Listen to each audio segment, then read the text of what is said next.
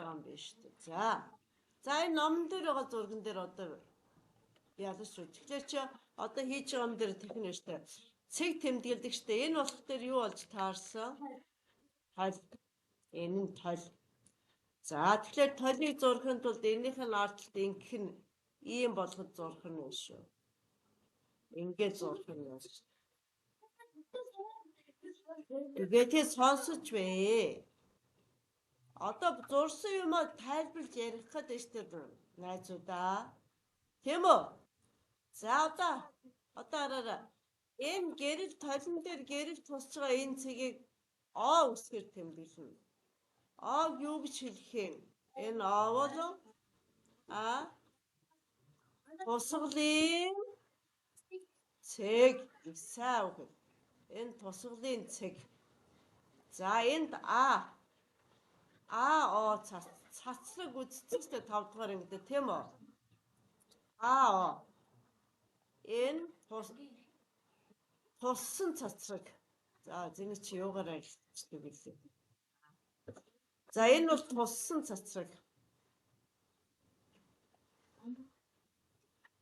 Туссан цацраг 2-9 үсэг байгаш багш нь. Энэ маузер бичлэлээр багш нь ингэж. Туссан цацраг. За. Энийг Н үсгээр тэмдэглэдэг. Энэ нормал шулуу. Энэ бол нормал шулуу. Уг нь ч одоо биччихэл явах ёстой юм байгаа. Нормал шулуу. За. Одоо энэ ОВ цацраг. Энд энэ сум нь байгаа шүү. Тэр энэ дээр сум нь байгаа шүү. ОВ ч одоо яасан цацраг байж таарах уу? Он туссан цацраг байсан юм чинь ОВ ихсээ ойсон цацраг. Ойсон цацраг. За энэ гэрэл авах хуулийг одоо дахиж 9-р ангид л үзэн тэрнээс цааш үзэхгүй. Ойсон цацраг. За. Одоо яг энэ хооронд гүнзгийг альфа үсгээр тэмдэглэнэ. Ой наа. Альфа үсгээр тэмдэглэнэ. Альфа. Альфа үсэг математик дээр хэрэгжилж гэнэ үү? Хэрэглээгүй байна уу? Альфа ямар үсэг юм? Ингээд энэ дотор нь багтаа гараа. За энэ бета. За сая бид нэг гэрэл ойлтын хууль гээд уншсан шүү дээ энэ. Гэрлийн толон ойлтын үед тусгалын өнцөг ойлтын өнцөгтэй тэнцүү байна. Үүнийг гэрлийн ойлтын хууль гинэ гэд үзсэн шүү дээ. Тэгвэл одоо бид нэр дэвтэр дээр юу бичиж явах ёстой юм гэхээр өнцгийг ингэж бичдэг шүү дээ. Ингэж бичнэ. Энэ өнцөг гэсэн үг шүү. Хараа энэ өнцөг. Энэ ойсон. Өнцөг альфа тэнцүү.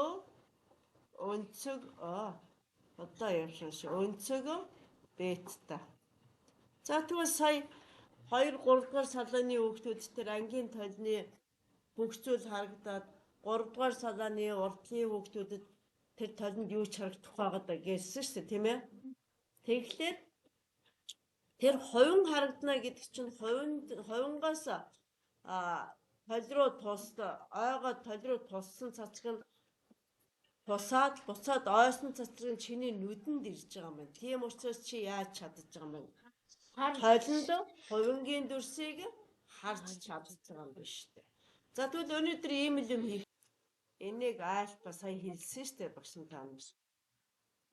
Энийг альфа гэж дуудана. Альфа өнцөг. Энэ бета. Энийг бета гэж дуудана. Бета. За ингэж бичиж байгаа маань юу болж таарах нь вэ? Энэ бол өнцөг гэсэн үг юм биш.